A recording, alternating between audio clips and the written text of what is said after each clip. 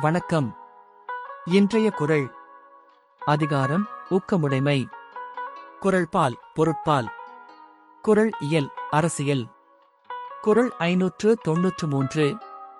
ஆக்கம் இழந்தேமென்று அல்லாவார் ஊக்கம் ஒருவந்தம் கைத்துணையார். குறளின் விளக்கம். ஊக்கத்தை உறுதியாக கைக்கொண்டிருப்பவர் ஆக்கம் செல்வம் இழந்துவிட்டோம் என்று வருந்த மாட்டார்.